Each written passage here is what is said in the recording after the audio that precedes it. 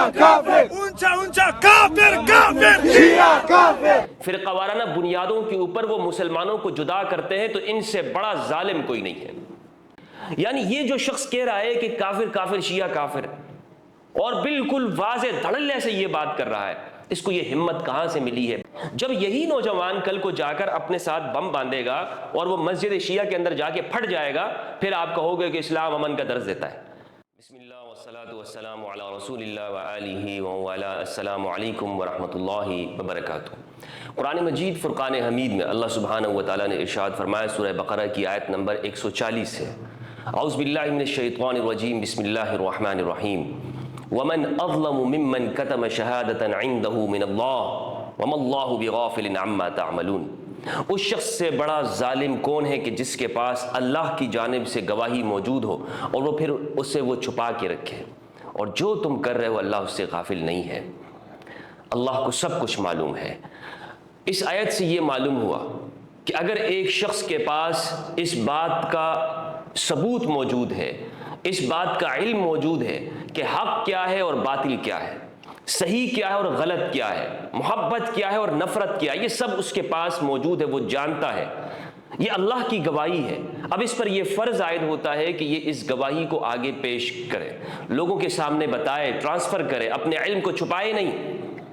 لیکن اگر یہ اس کو چھپاتا ہے، اس علم کو جانتے بوجھتے، تو یہ شخص اس سے بڑا کوئی ظالم ہے ہی نہیں۔ یعنی وہ علماء، وہ فقہاء آج کے زمانے میں بھی اگر ہم یہ دیکھتے ہیں کہ ان کے پاس حق اور سچ کی گواہی موجود ہے، وہ کتاب میں دیکھتے ہیں، وہ جانتے ہیں کہ حق اور سچ کیا ہے، لیکن وہ پھر اسے چھپا کے رکھتے ہیں، بلکہ اس سے بڑھ کر وہ یہ کام کرتے ہیں، اس سے الٹ کہ وہ ایسے فتوے دیتے ہیں کہ جس سے مسلمانوں کے درمیان میں تقسیم پیدا ہوتی ہے، نفرتیں بڑھتی ہیں، مسلمان آپس میں جدا ہوتے ہیں، فرقہ وارانہ بنیادوں کے اوپر وہ مسلمانوں کو جدا کرتے ہیں، تو ان سے بڑا ظالم کوئی نہیں ہے۔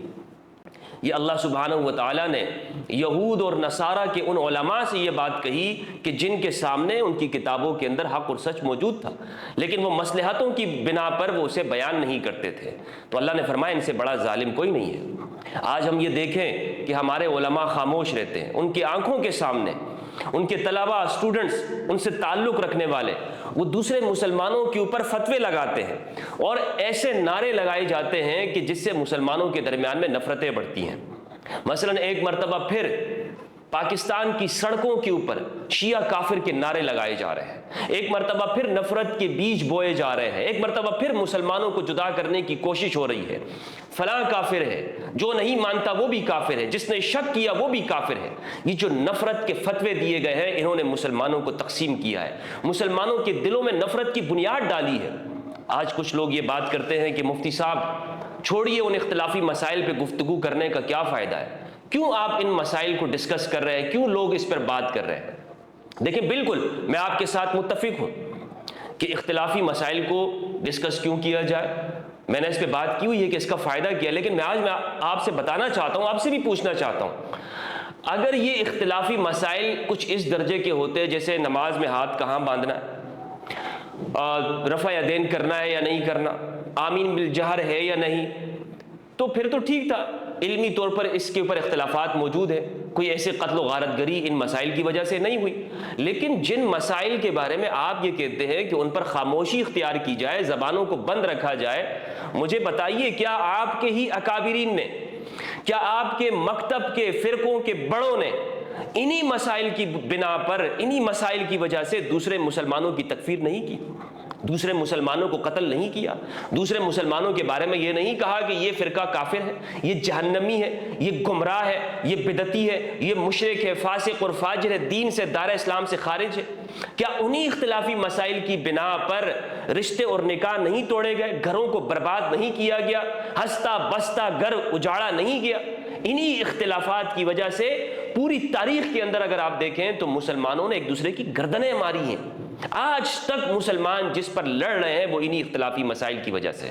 تو آپ کہتے ہیں کہ خاموش رہا جائے، میں خاموش ہو جاتا ہوں، علماء خاموش ہو جائیں گے، وہ لوگ خاموش ہو جائیں گے کہ جو ان پر گفتگو کر رہے ہیں، لیکن ایک بات ہے، آپ ان تمام فتووں کی کتابوں کو جن میں دوسروں کو کافر کہا گیا ہے انہیں دریابرد کر دیں، انہیں جلا کے راکھ کر دیں، پھر ہم آپ کی بات سے متفق ہوں گے کہ آپ اپنی بات کے اندر سچے ہیں۔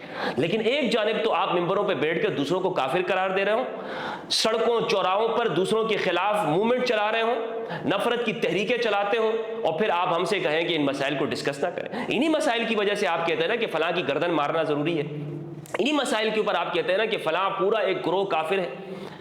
تو اس لیے یہ آپ کا ڈبل سٹینڈرڈ ہے، ایک جانب تو آپ کہتے ہیں کہ ان پہ خاموشی اختیار کی جائے، دوسری جانب انہی مسائل کی وجہ سے آپ فتوے لگاتے ہیں۔ پہلے تو آپ یہ کام کریں، جو آپ کے اکابر نے فتوے لگائے ہوئے ہیں آپ لکھ کے لا دیں کہ آپ کے اکابر کہتے ہوں کہ شیعہ سارے مسلمان ہیں، لکھ کے لا دیں، ہم خاموش ہو جائیں گے۔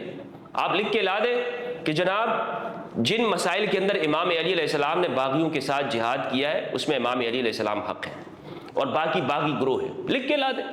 لیکن ایک طرف تو آپ ان باغیوں کا دفاع کرتے ہوں جن باغیانہ سوچ کی وجہ سے مسلمان کے خلاف ہتھیار اٹھاتا ہے، مسلمان کو قتل کرتا ہے، اس کے اوپر آپ فتویٰ لکھ کے لا دیں، مسئلہ حل ہو جائے گا، بات ختم ہو جائے گی۔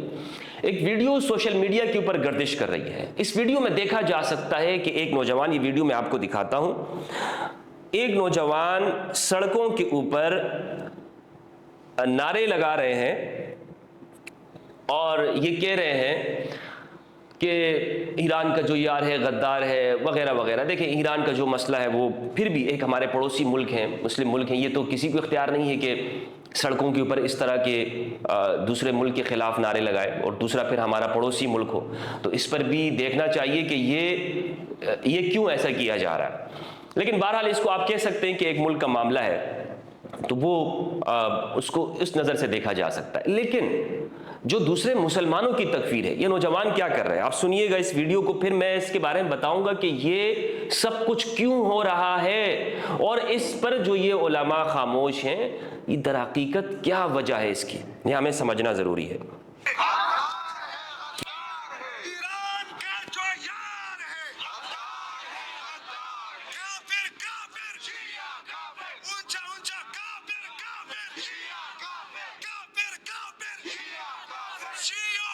مجھے بتائیں کیا یہ اس کا حق بنتا ہے؟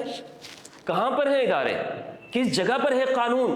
ملک کے اندر ایک مرتبہ پیغام پاکستان کے نام سے قرارداد لائی گئی، اس پر پاکستان کے جید علماء کرام نے اور دیگر حضرات نے، تنظیموں کے، مذہبی جماعتوں کے لوگوں نے اس پر سائن کیے ہیں کہ تکفیر نہیں ہوگی، اور اس کو آپ پڑھیں، قرارداد کو پڑھیں، اس کے اندر جو اس کو ترتیب دیا گیا ہے ضیاء الحق صاحب حفظہ اللہ نے، ابھی حیات ہیں، تو اس میں بہت اچھی کوشش ہے وہ، اور پاکستان کے اندر اس کو نافذ ہونا چاہیے تھا، اس کو قانون کا اور آئین کا حصہ بنانا چاہیے کہ دوسروں کو کافر قرار نہیں دیا جائے گا۔ یہ جو پاکستان میں مسلح تنظیمیں ہیں جو پاکستان کے خلاف کام کرتی ہیں، ان کو فکری آبیاری، فکری پانی ان کو کہاں سے ملتا ہے؟